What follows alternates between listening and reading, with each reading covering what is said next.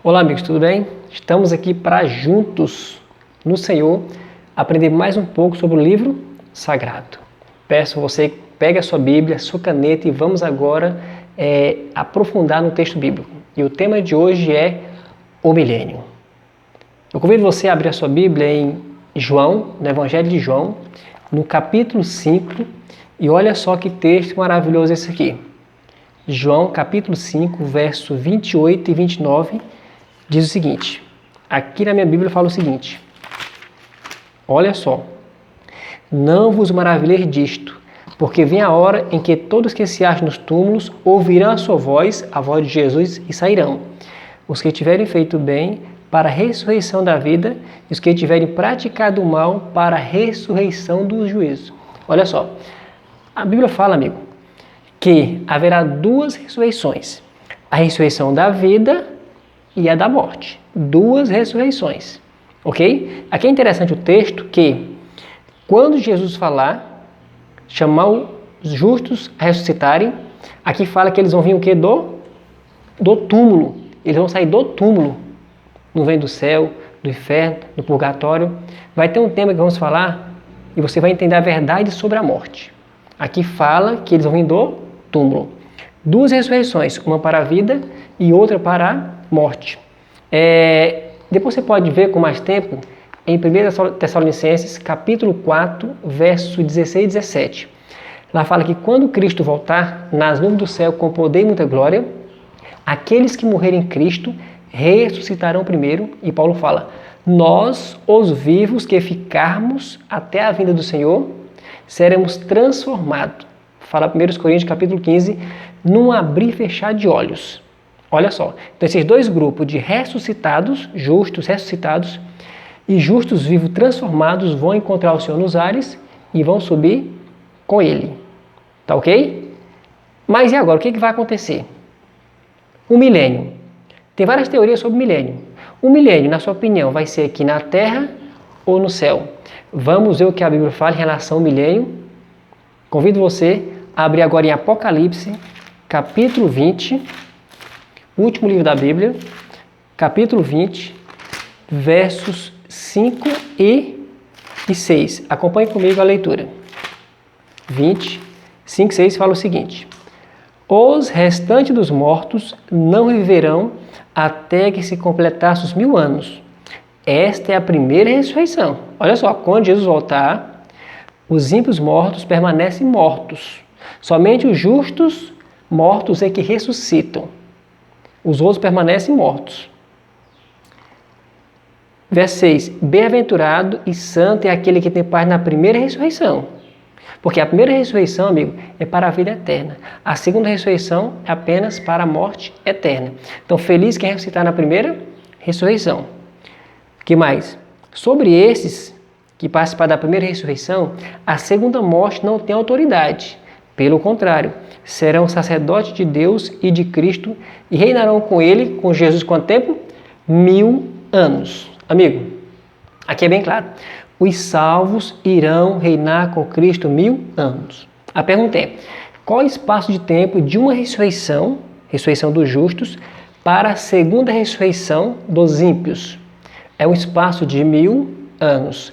A primeira ressurreição, de acordo com a Bíblia, acontece na volta de Jesus, que os mortos em Cristo irão ressuscitar.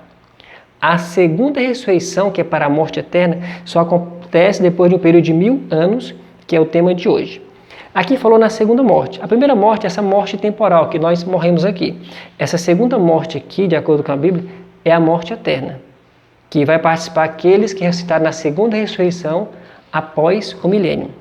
Ok? Então os salvos, na volta de Cristo, vão para o céu, passar com Ele durante quanto tempo? 1000 anos. Olha só. Enfim, como é que vai ficar a terra durante esses 1000 anos? Depois você vai ler com mais calma, Jeremias 4, verso 23 ao 26, Jeremias olhando para esse tempo, ele viu a terra sem forma, vazia, estéril, um completo deserto, sem nenhum ser vivente. Então, de acordo com Jeremias, a terra ficará desolada, sem nenhum ser vivente. Unicamente um ser fica preso aqui neste mundo no período de 1000 anos. Acompanhe comigo. Apocalipse, capítulo 20, versos 1 em diante, fala o seguinte, verso 1. Então vi descer do céu um anjo, tinha na mão a chave do abismo e uma grande corrente. Ele segurou o dragão.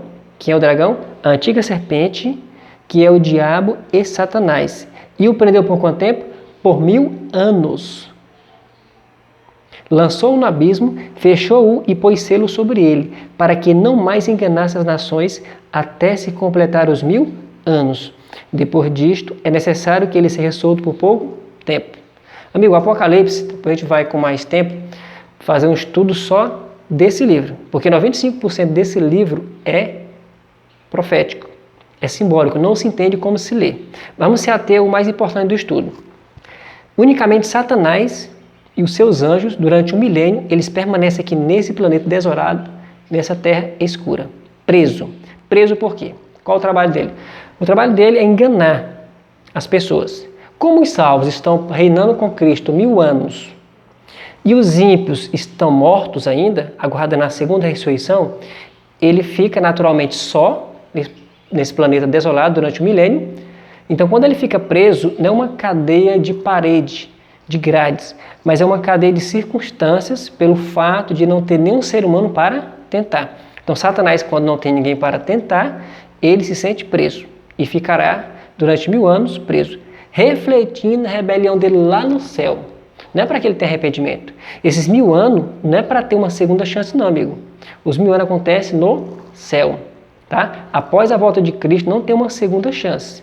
Quando Jesus voltar é para dar recompensa.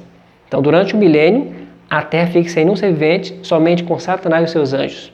E os salvos estão no céu. A pergunta é, o que os salvos irão fazer no céu? Aqui nós lemos um verso que fala que eles vão reinar com Cristo e fazer o quê? Serão sacerdotes. Ideia de juízo. Amigo, durante o milênio, lá vai ser uma espécie de julgamento dos ímpios. Não é para salvá-los mais, não é para dar oportunidade para eles, mas é para esclarecer que Deus tentou salvar todos. Porque nesse juízo, nesse grande conflito, o juízo se divide em 3 partes: investigativo, comprobativo e de execução. O juízo investigativo, de acordo com a Bíblia, onde cada caso será decidido, acontece antes da volta de Cristo, e segundo Daniel 8,14, é um outro tema que a gente pode fazer depois, ele já se iniciou. Então, quando Jesus voltar, já se encerrou a primeira fase do juízo. Ele vem apenas para dar a recompensa segundo as suas obras. A segunda fase acontece no milênio. Então, para que serve o milênio? É simples. Eu vou ler um texto com você. Olha só, muito interessante isso aqui. Apocalipse, capítulo 20, verso 12. Olha só. Vi também os mortos, os grandes, os pequenos, postos em pé diante do trono. Então se abriram livros. Ainda outro livro, o livro da vida. O livro da vida vai estar o nome unicamente dos salvos. O seu nome precisa estar no livro da vida. Quando você decide ser fiel a Deus, aos seus mandamentos e é batizado, o seu nome é escrito no livro da vida do Cordeiro. Continuando. Foi aberto. E os mortos foram julgados, verso 12 do capítulo 20, segundo as suas obras, conforme o que se achava escrito onde? Nos livros. Amigo, para mim ser julgado não precisa eu ir no céu. Tem um verso que Paulo fala que importa que todos nós compareçamos perante o tribunal de Cristo. Mas não necessariamente eu tenho que ir lá no céu para ser julgado. Aqui deixa bem claro que seremos julgados conforme o que se achava escrito nos livros. Ou seja, amigo, todo ser humano tem um registro, certo? Deus tem livros no céu para registrar as obras do ser humano, não para condenar, não porque ele não sabe das coisas, mas para deixar registrado, para mostrar perante o universo durante um milênio que ele tentou salvar a todos. Então, durante o milênio, Deus vai esclarecer por que alguns se perderam e por que outros se salvaram. Então, vamos ter pelo menos 2 surpresas lá no céu. A primeira delas é você encontrar pessoas que você achava que está e não estarão. E a segunda é você não encontrar pessoas que você achava que está, mas estarão. Ok?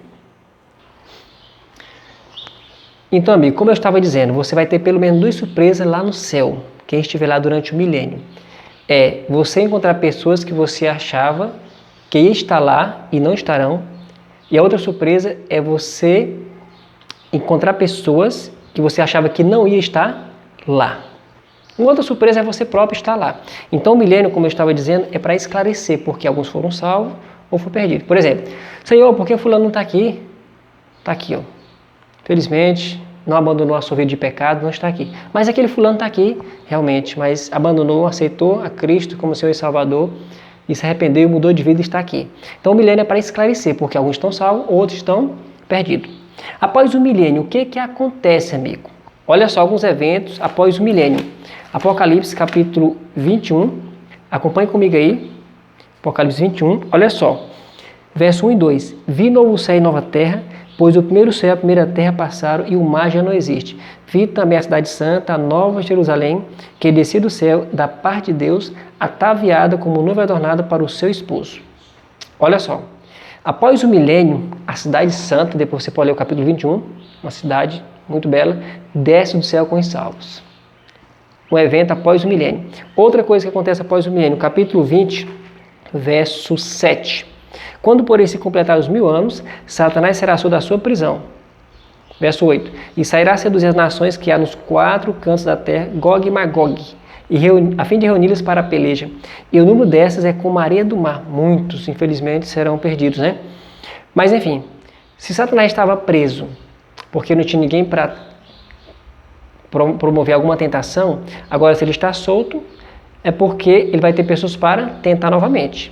Porque quando Jesus volta, após o milênio com a cidade santa e os salvos, aí acontece a segunda ressurreição que vimos lá no texto, que ela só iria acontecer após os 1000 anos. Então, após os 1000 anos, a cidade santa desce do céu, e acontece a segunda ressurreição dos ímpios, que é para receber a condenação eterna. Ok? Continuando o texto aqui. Do capítulo 20, verso 9. Marcharam então pela superfície da terra e cercaram ou cintearam o acampamento dos santos e a cidade querida, a nova Jerusalém. Desceu, porém, fogo do céu e os consumiu. O diabo, o sedutor dele, foi lançado para dentro do lago de fogo e enxofre, onde já se encontra não só a besta, como também o falso profeta, e será atormentado de noite pelo século do século. Agora essa frase aí. Olha só. Após o milênio, Deus acaba com o pecado. Amigo, Deus, antes de fazer fogo cair do céu, Ele vai fazer com que todos os ímpios ressuscitados lembrem o que Ele passou, desde o seu nascimento, o seu ministério, seu sofrimento, a sua morte, a sua ressurreição. Todos os que se perderam vão ver nitidamente, como se fosse numa visão panorâmica, as oportunidades que tiveram e rejeitaram. Aí se cumpre aquele versículo que diz: diante de Jesus se dobrará todo joelho se confessará que Jesus é Deus. Eles vão abaixar a cabeça, os ímpios, e vão dizer, inclusive o próprio Satanás vai ser obrigado a dizer: justos e verdadeiros são os teus caminhos, ó Rei das Nações. Todos os perdidos, inclusive Satanás, irão reconhecer que as decisões deles os excluíram do céu. Só que não tem uma segunda chance. Se Deus desse mais tempo para eles, eles não se arrependeriam. Apenas eles são obrigados a dizer isso, com medo das consequências. Então cai fogo do céu, consome a raiz, Satanás, e os ramos, os seus filhos. E esse mesmo fogo que acaba com o mal, purifica, segundo o apóstolo Pedro, esse planeta. Esse planeta ele está entesourado para o fogo. Assim como o tempo de Noé acabou-se com água, a Bíblia fala que esse planeta, esse mundo, ele está entesourado, guardado para o fogo. Realmente, amigo, é o fogo que vai purificar esse planeta. Após destruir pecados e pecadores, o fogo, ele purificará essa terra. Deus criará novo céu atmosférico, né? E nova terra, nos quais habita a justiça. Sim, é aqui que nós iremos morar. No capítulo 21, verso 3, fala que Deus vai pegar o trono dele lá do céu e vai vir morar aqui conosco. Olha só o privilégio. Aqui iremos morar nessa nova terra, no qual Isaías fala que vamos poder plantar, vamos poder colher, ok? E quanto mais nós vemos a eternidade, mais vamos admirar o caráter de Deus nessa nova terra. Aí tem algumas curiosidades que com o tempo a gente pode estar falando como será a vida dos salvos na nova terra. Amigo, assim vai terminar o grande conflito. Você viu, Jesus, resumindo, volta. Os salvos ressuscitados na primeira ressurreição e os salvos vivos transformados vão passar com Cristo 1000 anos. Resumindo, durante o milênio, a terra fica um caos, uma completa desolação. Somente Satanás preso aqui porque não tem ninguém para tentar. Enquanto esses salvos estão lá no céu, recebendo o esclarecimento de Deus que ele tentou salvar toda a raça humana. Eles estarão observando que Deus, através do milênio, estará reivindicando o seu caráter, que foi manchado quando Satanás disse lá no céu que o caráter deles era ruim. Então, durante o milênio, Deus vai reivindicar, esclarecer por completo que o seu caráter é santo, justo e bom. E após o milênio, como vimos, a cidade santa desce do céu. Ímpios são ressuscitados. Cai fogo do céu, consome a raiz e os ramos. Satanás e seus seguidores. E esse mesmo fogo purifica esse planeta, a tornando melhor do que era no princípio. Deixa eu te perguntar. Diante dessa verdade maravilhosa, que você aprendeu como vai terminar o grande conflito, é o seu desejo morar com Jesus, passar com Cristo primeiros 1000 anos no céu, tirando todas as suas dúvidas, tirando todos os seus questionamentos, e depois morar aqui nessa terra e ver o Deus eterno face a face. É o seu desejo? Se é o seu desejo, convido você a orar comigo. Eterno Deus e querido Pai, obrigado porque vimos nesse tema do milênio como vai terminar esse grande conflito do bem e do mal. Mas nós precisamos decidir de qual lado vamos estar. Se na cidade santa, dentro dela protegido, ou se fora desse planeta que vai estar arder em fogo. Seja abençoe essa pessoa que possa fazer a melhor decisão, que é estar ao lado de Jesus, que é o vencedor. Oramos assim em nome de Jesus. Amém.